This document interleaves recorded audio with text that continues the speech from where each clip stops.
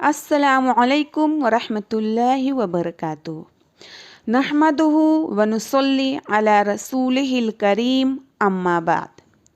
क़ाल अल्लाहु तआला अलहाकुमुत तकासुर हत्ता ज़ुरतुमुल मक़ाबिर। मोहतरम हज़रात, सामईन किराम, मेरी प्यारी माएँ और बहनें, ये बात हर एक को मालूम है कि हर नफ्स के 4 दौर होते हैं। पहला दौर माँ के पेट में, जहाँ नफ्स बंद रहता है और वहाँ तारीकी और अंधेरों के सिवा कुछ नहीं होता। दूसरी दौर दुनिया है। ये पहले दौर की बनिस्बत ज़्यादा वसीअ होती है। और तीसरा दौर कब्र है। ये दूसरे दौर की बनिस्बत ज़्यादा वसीअ होता है। और चौथा दौर, सबसे आखिरी ठिकाना, आखिरत। ये दौर तीसरे दौर की बनिस्बत ज़्यादा वसीअ होता है। मेरी माएँ और बहनें, हर एक को पता है कि ये दुनिया हमेशा की ज़िंदगी नहीं है। एक ना एक दिन हमें ये दुनिया छोड़ करके जाना है। और कब्र वो मकाम है जहाँ हमें मौत से लेकर के और आखिरत तक ठहरना है। तो इस आज के इस प्रोग्राम में मैं आप सबको तीसरे दौर कब्र, आलिम बरज़ख के बारे में बताऊंगी, जहाँ पर तारीकी और अंधेरों के सिवा कुछ ना होगा। कब्र वो ठिकाना है जहाँ पर हमसे सवाल पूछे जाएंगे।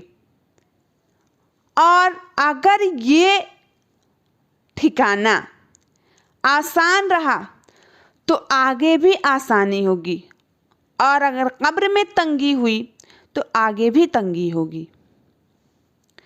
अल्लाहुम्मा अदखिलनल जन्नत व अजिरना मिनन नार। कब्र एक तारीकी, अंधेरा गड्ढा है जहाँ पर ना पंखे की हवा होगी, ना चिराग की रोशनी, न तारों की चमक, न सूरज की रोशनी। वहाँ पर सिर्फ और सिर्फ अंधेरे होंगे, सिर्फ और सिर्फ स्याही होगी।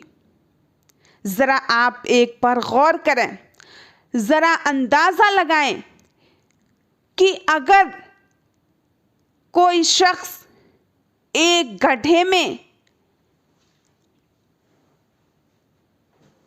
जहाँ पर सिर्फ और सिर्फ अंधेरा हो, कुछ भी नज़र ना आ रही हो, वहाँ पर कैसे रहेगा? ये सोचने में क्या जाता है। थोड़ी देर लाइट चली जाती है तो हम परेशान हो जाते हैं। हम अंधेरों में नहीं रह पाते, हम पंखों के बिना नहीं रह पाते, गर्मी की शिद्दत में नहीं रह पाते। तो सोचिए, हम कब्र में, उस तपिश में, उस अंधेरे में कैसे रहेंगे। इसलिए हमें चाहिए कि हम कब्र की तैयारी करें, हम आखिरत की तैयारी करें। इस दुनियावी ज़िंदगी पर ज़्यादा अपनी मेहनत और मुशक्क़त को ना लुटाएं, बल्कि हम अपनी मेहनत, अपनी मुशक्क़त को सिर्फ़ और सिर्फ उस आखिरत को पाने के लिए लुटाएं, जहाँ पर हमें हमेशा रहना, जहाँ की ऐशो आराम इस ऐशो आराम के मुकाबले में बहुत ही ज़्यादा है, जिसका हम अंदाज़ा भी नहीं लगा सकते। दुनिया का ये हाल है कि अगर हम किसी खूबसूरत चीज़ को देखते हैं तो जो हमें बहुत ही ज़्यादा खूबसूरत लगता है, अच्छा लगता है, और अपनी निगाह को वापस फेरते हैं, फिर दोबारा नज़र डालते हैं, फिर तीसरी बार नज़र डालते हैं, तो हमें वो चीज़ थोड़ी और हल्की खूबसूरत नज़र आने लगती है। लेकिन जन्नत का ये हाल होगा कि हम जितनी बार अपनी नज़रों को फेरेंगे उतना ही खूबसूरत, उतना उससे ज़्यादा अच्छा नज़र आएगा, उसकी खूबसूरती और भी ज़्यादा बढ़ती जाएगी। तो हमें उसकी तैयारी करनी चाहिए, उसको पाने की कोशिश करनी चाहिए, ना कि इस दुनिया की रंगीनियों में मगन हो जाना चाहिए। कब्र वो मकाम है जहां पर लोग आपको दफना करके आपके अजीज, आपके क़राबतदार, आपके अपने बेटे, आपके अपने औलाद दफन करके चले आते हैं, आपकी खबर भी नहीं लेते कि आप किस हाल में हैं। जिनके लिए आप नमाज़ें छोड़ते हैं, जिनके लिए आप हलाल हराम का फ़र्क नहीं समझते, जिनके लिए आप दिनों रात मेहनत व मुशक्क़त करते हैं, वो आपके कुछ भी काम नहीं आएंगे। काम सिर्फ क्या आएगा? आपका नेक आमाल। हदीस में है, रसूलुल्लाह सल्लल्लाहु अलैहि वसल्लम ने इरशाद फरमाया कि मैयत के पीछे उसके साथ 3 चीज़ें जाती हैं। पहली चीज़ उसका माल, और दूसरी चीज़ उसके घर वाले, और तीसरी चीज़ उसका अमाल। फिर उसके साथ उसकी 2 चीज़ें, उसके घर वाले, उसका माल वापस आ जाता है, लेकिन उसका अमाल उसके साथ बाकी रह जाता है।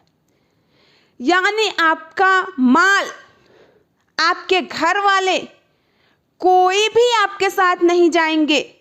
जिस घर को बनाने के लिए आप दिनों रात मेहनत व मुशक्क़त कर रहे हैं, जिसके लिए आप एक एक पैसे इकट्ठे कर रहे हैं, आप आलीशान महल बना रहे हैं,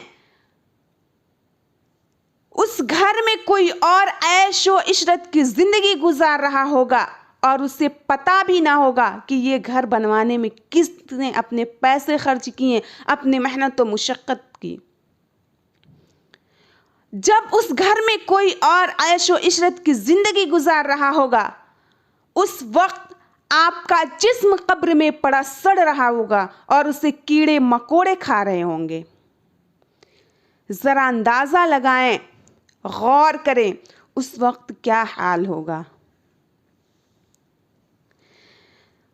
रसूलुल्लाह सल्लल्लाहु अलैहि वसल्लम ने इरशाद फरमाया, इन्न हाज़िहिल क़ुबूर ममलूअतुन ज़ुल्मतुन अला अहलिहा, बिलाशुबा ये कब्रें वहाँ रहने वालों पर अंधेरे से भरी हुई होगी।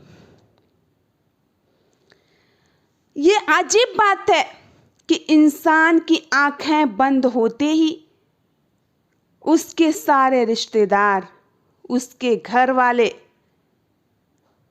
सब ये सोचते हैं कि जल्दी से जल्दी इसको कब्र में ले जाकर के उतार दिया जाए, और कब्र में दफनाने के बाद जो आपसे इतनी मोहब्बत करता है वो आपकी खबर भी नहीं लेता। कब्र का तो छोड़िए, आखिरत का तो छोड़िए, दुनिया का ये हाल है। दुनिया में आप जिसके लिए नमाज़ें छोड़ रहे हैं, जिसके लिए आप हलाल और हराम का फ़र्क नहीं समझते, आपके बच्चे ही आपको ठुकरा दे रहे हैं और वो ये कहते फिरते हैं, बहुत से बच्चे, बहुत से औलादों के मुंह से हमने ये सुना है कि उनकी ज़िंदगी उनके माँ बाप की वजह से तंग हो चुकी है। ज़रा सोचिए कि जब दुनिया ही में ये आपके कुछ भी काम नहीं आ रहे हैं तो आखिरत में क्या काम आएंगे। आप इन बच्चों के लिए, अपने रिश्तेदारों के लिए, इस दुनिया के लिए क्यों नमाज़ें छोड़ रहे हैं, क्यों रोज़े छोड़ रहे हैं, क्यों इबादतें छोड़ रहे हैं? उस आखिरत को पाने की कोशिश क्यों नहीं करते, जहाँ की ज़िंदगी असल ज़िंदगी है, जहाँ पर आपको आयशो आराम मिलेगा, जहाँ ना मौत आएगी, ना आपको कोई बीमारी होगी, ना कोई तकलीफ होगी, ना आपको ये ढूंढना पड़ेगा कि कोई मुझे 2 वक्त की रोटी दे। हज़रत ज़ैद बिन साबित रज़ी अल्लाह अन्हु रिवायत करते हैं कि एक दफ़ा वो नबी सल्लल्लाहु अलैहि वसल्लम के साथ बनो नज्जार के बाग में टहल रहे थे और आप सल्लल्लाहु अलैहि वसल्लम अपने खच्चर पर सवार थे। अचानक से उनकी खच्चर बिदकने लगा। करीब था कि वो आपको घोड़े से गिरा दे। इतने में वहाँ पर कुछ लोग थे। आपने पूछा कि ये जो कब्र वाले हैं, वहाँ पर 2 कब्रें थीं जिसको देख करके खच्चर बिदक रहे थे। पूछा कि ये किस हाल में इनकी मौत हुई है। उन्होंने बताया कि इनकी मौत शिर्क की हालत में हुई है। तो आप सल्लल्लाहु अलैहि वसल्लम ने इरशाद फरमाया कि अगर मुझे ये डर ना होता कि मेरी उम्मत के लोग मुर्दों को दफनाना छोड़ दें, तो मैं बता देता जो मैं सुनता हूं कि मुर्दों के साथ कब्र में क्या क्या होता है। मेरी माएँ और बहनें, कब्र की मंजिल ये आखिरत की मंजिलों में से सबसे पहली मंजिल है। जो शख्स यहाँ कामयाब हो गया, जिसके लिए यहाँ पर आसानी हुई, आगे की मंजिलें और भी आसान होती जाएंगी, और जिसके लिए यहाँ पे तंगी हुई, आगे के जो मंजिलें हैं और भी ज़्यादा तंग दस्त होते जाएंगे। कब्र में जब मुर्दों को दफना दिया जाता है और दफना करके लोग वापस होते हैं, अभी मुर्दा उनकी जूतों की आहट को सुन रहा होता है कि उनके पास 2 फरिश्ते आते हैं, मुनकर और नकीर। उनको उठा करके बैठाते हैं और उनसे कुछ सवाल करते हैं।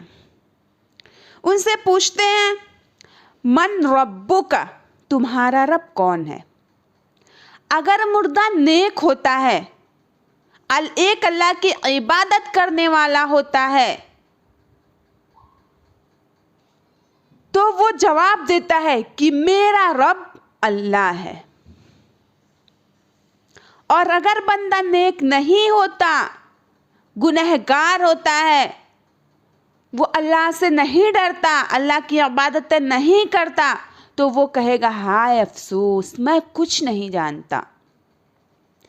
फिर उससे दूसरी सवाल किया जाएगा। दूसरा सवाल ये होगा, मा दीनुका, तुम्हारा दीन क्या है। अगर मुर्दा नेक होगा तो वो जवाब देगा कि मेरा दीन इस्लाम है। और अगर बंदा गुनहगार होगा तो वो जवाब देगा हाय अफसोस, मुझे कुछ नहीं पता। फिर उससे तीसरा सवाल किया जाएगा। तीसरा सवाल ये होगा कि तुम माँ कुंत तक़ूलु फ़ी हाज़ि रजुल मुहम्मद, कि तुम मोहम्मद सल्लल्लाहु अलैहि वसल्लम के बारे में क्या जानते हो।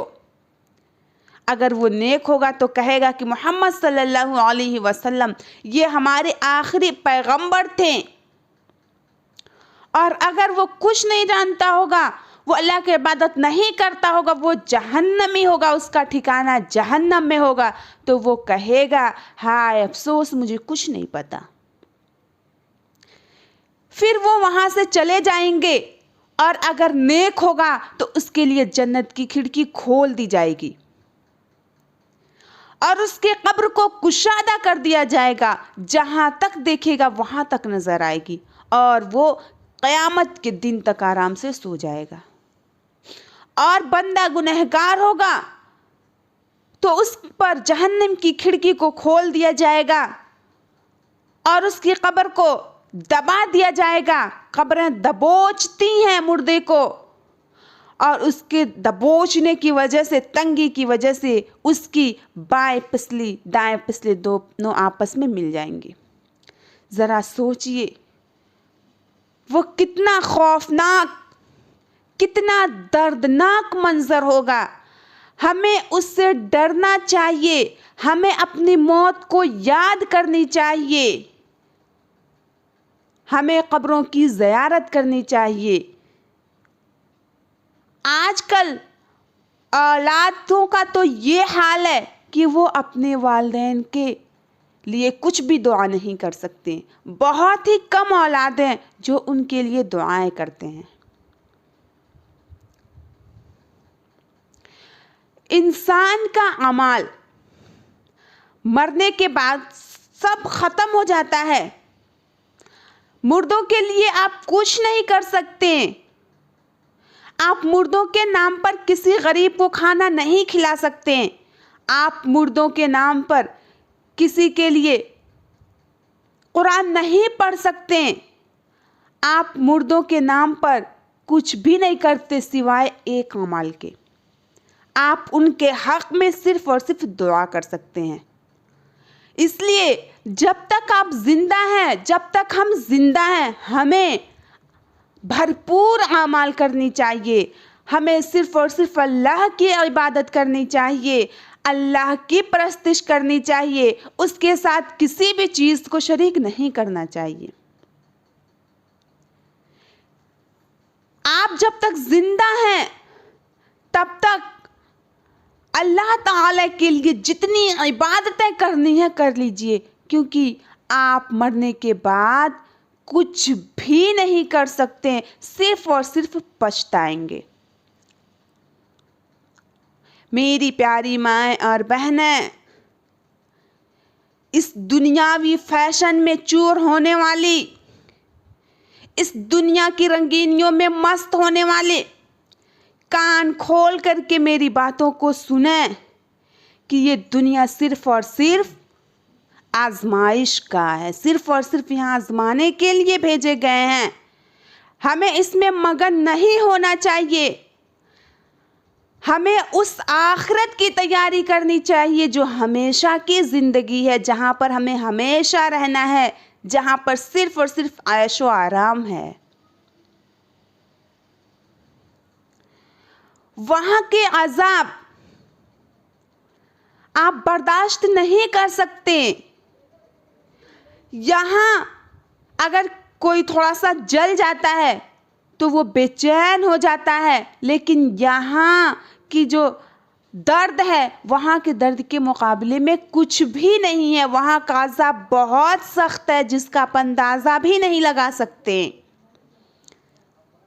इसलिए आप आखिरत की तैयारी करें, नमाज पढ़ें, रोज़े रखें, अपने घर वालों को भी नमाज पढ़ने के लिए कहें, घर वालों को भी शिर्क से बचाएं। हमारा ये हक बनता है कि अगर हम किसी को देख रहे हैं कि ये शिर्क कर रहा है तो उसे मना करें, क्योंकि शिर्क ये सारे अमाल को बर्बाद करके रख देता है। शिर्क की वजह से हमारे सारे अमाल ख़त्म हो जाते हैं। लेकिन आजकल हमारे मुआशरे में शिर्क को बहुत अहमियत दी जाती है, और बताने पर कि ये शिर्क है लोग कहते हैं ये तो शिर्क नहीं है। शिर्क ये बहुत ही छोटे छोटे काम करके भी चींटियों की तरह हमारे घर में दाखिल हो जाते हैं और हमें पता नहीं चल पाता। ये खुराफात, ये नए नए रस्म रिवाज जिसमें हम मुब्तला हैं, जिस रस्म रिवाज की वजह से हम अपनी नमाज़ें तर्क कर रहे हैं, इसमें ना मुब्तला होकर के हमें आखिरत की फिक्र करनी चाहिए। हमें मौत को ज़्यादा से ज़्यादा याद करना चाहिए।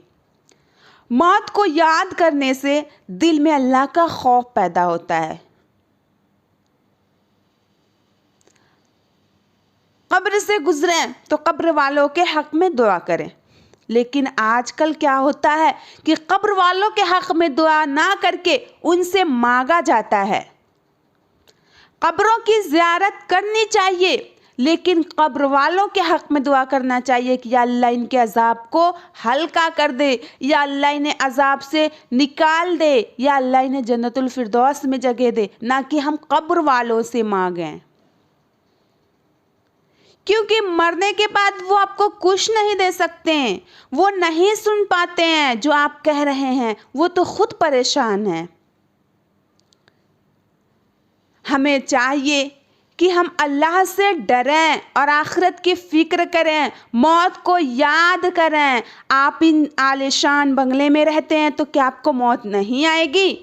मौत हर एक को आनी है, चाहे वो किसी का लाडला हो, वो महलों में अपनी ज़िंदगी गुजार रहा हो, या फिर वो ऐशो इशरत से आलीशान बंगलों में रह रहा हो, वो एसी में रह रहा हो, या फिर वो बड़े बड़े बिल्डिंगों में ऐश की ज़िंदगी गुजार रहा हो। हर एक को मौत आनी है, हर एक को मौत का मज़ा चखना है। मौत आपको कहीं भी रहेंगे आकर के पकड़ेगी। आप चाहे जितना अपने आप को सेव कर लें, जिस बहाने आपका मौत लिखा होगा वो ज़रूर आएगी। हमें ये नहीं पता कि हमारी मौत कब आएगी। बहुत से लोग ये सोचते हैं कि अभी तो हमारी पूरी ज़िंदगी पड़ी है।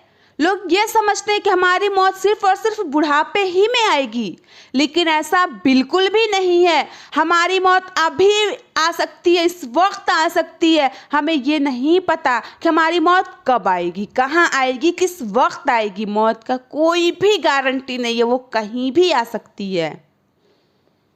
इसलिए हमें मौत को याद करना चाहिए, आखिरत की फ़िक्र करनी चाहिए, कब्र के अज़ाब से डरना चाहिए। अल्लाह ताला से दुआ है कि अल्लाह ताला हम तमाम माँओं और बहनों को कब्र की अज़ाब से बचाए, मौत को ज़्यादा से ज़्यादा याद करने की तौफ़ीक़ दे, आखिरत की फ़िक्र करने की तौफ़ीक़ दे, नेक आमाल करने की तौफ़ीक़ दे। आमीन। व आखिर दुआना अल्हम्दुलिल्लाहि रब्बिल आलमीन। अस्सलामु अलैकुम व रहमतुल्लाहि व बरकातुहू।